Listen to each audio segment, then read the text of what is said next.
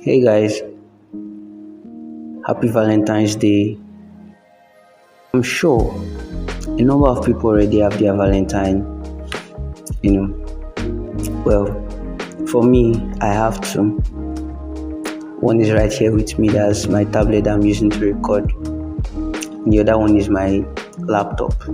I mean, if we take ourselves out and get ourselves, something nice delicacies, that's alright. Anyways, today I'll be talking about how scheduling has helped me to manage my studies, my work, and other commitments. And I'll also be sharing practical insights and personal experiences. So, scheduling is an act of arranging or planning an event to take place at a particular time. Why scheduling is important? It gives you better time management, reduce stress, and increase productivity. When I was preparing for my exams, yes, I remember the procrastination episode that we did recently, and I was going to prepare for the exams before time. It's not that I was not prepared per se, but not as much as I wanted to. And then it was a struggle to catch up. And then I also realized that when I was not scheduling my time, if I have, let's say, 2 to 3 things to do, I would end up probably not doing any or not doing as much because there was no structure, no exact plan. So I was usually confused on which one to do and which one not to do. And then that also took away my productivity. But then when I decided to start using one, my God, it was a blast. I mean, I did things when I was supposed to. I got stuff done without necessarily affecting other stuff. I was more efficient, I was more productive, I was more happy, the stress was less, I was doing more and getting less stressed. Scheduling has really improved my daily life, helped me balancing school, work, choir commitments, being a keyboardist, because yes, I may be in choir, but I also have to have my personal rehearsal time, to better my skill. It has helped me to avoid last minute experiences like leaving tasks to the last minute or assignment to the last minute, drop off performances. When the exam season was getting closer, I decided that I was going to schedule my time. I remember clearly I spent some time putting together a plan for the week about how that from so time I'm doing this, that time I'm doing that. And from that time till now, I tell you, it has been very, very nice. Like, I'm glad I decided to do this because I've really had things going better ever since I started to do this. It also helped me to stay disciplined, although at the moment I don't have a schedule for my keyboarding and my book reading, if I can put it like that. And that's partly because it's exam season. I also have to focus on other things, but that doesn't mean I'm not doing them, because I usually have free time, and once in a while I can just randomly pick, okay, I want to practice keyboard now, or I want to read my book now, and stuff like that. Although there are times that I feel like practicing the piano when I'm supposed to be doing something important, but then I respect the schedule I've built enough to leave what I desire for what is required. A challenge I faced when adopting a structured schedule, I remember in the past I was also trying to have a more scheduled life. That was way before. And then I eventually gave up because it was not exactly flexible. And even this flexibility thing has to start from your mind, sort of. I remember that time I would plan, okay, this. And I wouldn't anticipate something breaking that schedule. And then whenever something actually comes up, I end up messing up one way or the other, But then how I've beaten that challenge is that I decided that I was going to stay open-minded. Like recently, something actually came up that distorted my schedule, What I simply did was I shifted the time and just rescheduled whatever it was. A practical example, let's say there was a time I wanted to work on something. I already had it planned that okay, at this time you work and then after then you do this. So when it was time, internet was a very big issue. It didn't allow me to do what I wanted to do. And then I ended up whiling away 2 hours because of the internet. But what I learned from that experience and I've been adopting is that, let's say for example, something comes up. What I just simply do is, okay, internet is bad, right? What else am I supposed to do after now that I can shift to the now and move this thing that needs internet to the other time, hoping that at that time internet is better or I found a better place for internet. Little things like that, they really go a long way. And then here are some practical tips and strategies.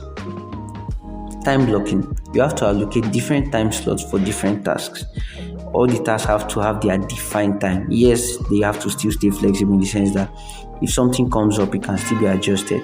But then it has to have a strict time that, okay, from this time to this time, this is what I'm doing. It has to be specific. Prioritization. I decided to work closely with the 80-20 rule, where I know that in my life, there are things that require 80% of me and give me return on invest of like 20%. And there are things that just take 20% of me and return like 80%. But the idea I majorly picked from there was that there are things that I should prioritize and there are things that should just find a space, in the sense that there are a list of things that I must give a time and I must stick to, and then the rest can just find a space, just find a place. Let's say in people's life, in fact today is Valentine's Day, so if I can use this example, almost everyone will have this set of people that they value, right? And then let's say you want to allocate time to visit those people. You first prioritize the important ones like your parents or your girlfriend or your wife or your aunts and stuff like that. You first give them a priority, and then any other person like a friend that is not necessarily very close or an acquaintance, we just have to find a slot in the remaining time slots that are there, something like that. So try to adopt this idea in prioritizing, and then you can make use of digital tools like Google Calendar, the one I actively use. Notion, for that one, I also used it, although there's a way to sync between Google Calendar and Notion. So I had my activities showing on both sides. But the reason why I am sticking to Google Calendar is that it also works offline and internet is not necessarily always good. So even if internet is bad, I can still check my schedule, adjust them to just sync when there's internet and stuff like that. But Notion is also a great software. And then simple to-do list apps. I also make use of Microsoft to-do list. Let's say at the moment I'm using both Google Calendar and the Microsoft to-do list. On the Google Calendar, I put the schedule, and then let's say little things that come up that don't necessarily have a fixed time. I can just put it on that to-do list and look at it from time to time when I'm free and okay, I'll do this, I'll do that. And also set boundaries, avoid distractions, respect your scheduled time. I'll give an example for that. I remember there was a particular paper we're going to write. Though the paper is not a struggle for me, it's very easy for me. I'm not saying the paper was easy, but for me personally, due to my experience, the paper is like a walkover for me. Every time we have paper related to that kind of topic, it's always a walkover for me. So someone came to me when I was supposed to be doing work. That was the day of the exam. Paper was in the evening. In the morning, I had in my schedule, I was going to work in the morning. So in the morning, I was about to take my system and go and start. And someone was like, come and teach me. It was kind of tough. I'm like, I'm sorry, man, but I have something I'm supposed to be doing now. And again, in that aspect, I already decided that, okay, long before the exam, almost like beginning of the semester till the exam season, I was already teaching people this course. I had organized classes so that at times like this, I don't have to break my schedule because of having to teach somebody. So at the end of the day, I just found like 5 minutes for the person For some people, I didn't find time for them. And should I be sorry or should I not be sorry? Well, for some people, I'm sorry. And for some people, I'm not. For the people I'm sorry for, they honestly didn't know about my classes I was organizing, and there was not much I could do. But there are other guys that know this course well. And then for the ones that I'm not sorry for, I still remember telling some people I have class that I'm holding. Would you attend? There are testimonies of how people have been helped greatly and stuff like that. They didn't come. Some promised me that they will show up, they didn't show up. So cases like that, there's not much I can really do. Even if I want to break my schedule, I've already broken it so much. I mean, when I was breaking it, you could have broken yours, you didn't. So I'm not sorry. And then another point, another practical tip is flexibility. You have to be able to adjust your schedule when things come up. It's very, very important. Like the example of how internet almost messed up my schedule. If I messed it up at some point, but later when it came back to mess it up again, I was already, let me say, wiser. Overcoming common scheduling struggles. Procrastination. That guy, I kind of refer to procrastination as a guy, is almost always forever bound to show up. But the question is, are you going to allow the guy to take charge or not? There are times that I'm supposed to do something, I don't feel like doing it. But then I know I have a commitment. And for the fact that I'm committed means I must. Even though I was sleeping before and I wake up and then it's 4:50 and I have a meeting to be at 5 o'clock, which is far from where I'm staying, I have to move myself out of that bed and go. In fact, this is one of the reasons why even after scheduling for the week, I still have to check it out for that day so that I can know, okay, in case I sleep at this time, safe, I must not sleep past this time. I'll set alarm for when I wake up and things like that. Basically, you have to know that this is a commitment and you must show up. Also, avoid overloading your schedule. Don't put so many things all in the name of, I want to be so productive and there are so many things I want to do. Yes, when you are trying to schedule, you write down everything you want to do. Then you now decide, okay, these are the most important ones. These are the urgent ones. These are the ones that are not necessarily important. These are the ones that are not necessarily urgent, Not urgent, not important. You can, or let's say things that can happen when you're not there. You can just assign it to someone to handle it. And then for things that you have to be there, you give it a time. For the ones that have to happen as fast as possible, you give it a time. For the one that doesn't necessarily have to happen as fast as possible, you can say, okay, at so time I will do it. Now, when I said for the one that must happen urgently, when I say give it a time, I don't mean you now give it later. It's literally urgent. You give it a very close time, or you decide to quickly go and do it and stuff like that. And then one of the ways I also avoid burnout was that now I know I'm in an exam season, so I cannot afford to have too much things I'm committed to. Like now, I don't have a schedule for my piano practice and the books I read because it's an exam season and I can't afford to stop working and stuff like that. So what I just decided to do was, for the free times I have, I can just read very quickly or practice my keyboard as the time would allow, and then stick to the plan. Like, respect.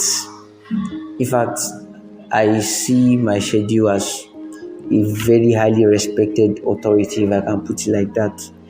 So highly respected. It's more like it's more in charge than I am. I mean, almost everything I have to do is already there. And then when there is the time, I have to go. I don't know the words that will really express the way I want to say this. But when I say I have to do it, like the utmost level of determination is what drives me to do these things, because I know that if I don't do it, it will spiral into other things I'm supposed to do, make me less productive, affect the structure I'm building, and things like that. So guys, don't forget the 80-20 rule. First of all, make sure that you list out the things you want to do. Then you decide the ones that are urgent, the ones that are important, and the ones that can happen when you're not necessarily there. and then by that you can decide that okay, these things will have a time, why these ones will find a time. There's a difference. Some things will have their time, some things will find a time. So there are some things you have already said, okay, it must happen at this time. And then there are some things that you just say, okay, if I'm free, I'll just do this one. If I'm free and I remember,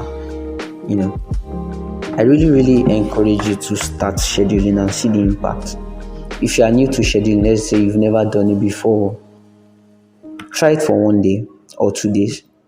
And if you've tried it before and you feel like it's not working, try for 1 week. For some of you, what you need to add is that element of flexibility. For some of you, is that element of prioritizing. For some of you, is the fact that you can't literally do everything. Some things will have their time, while some things will find their time. Also, I encourage you share your experiences with me. You can reach out to me on different platforms like Instagram. My handle is Emmy_Akins or Emmy-Akins, one of the two. And then if you have my other social accounts, you can reach out to me. And then you can also add a comment to share your experience in case you're not able to reach me. So thank you for tuning in. And if you didn't get much from this episode, I believe one thing you must have gotten is that there are some things in your life, or there are some things in our lives that must have a time. And there are some things that we just have to find a time. So I'll just say that again. Some things will have a time, some things will find a time. Please do not forget this major point. Even if you literally forget everything I've said, this is like the longest episode I've had. Even if you forget everything I've said, don't forget this. Some things will have a time, some things will find a time. So thank you for listening and have a great day. Enjoy the Valentine's Day. Remember your loved ones, reach out to them, greet people, let them know that you value them. That's basically what Valentine is all about, remembering loved ones. So thank you for tuning in and have a nice day.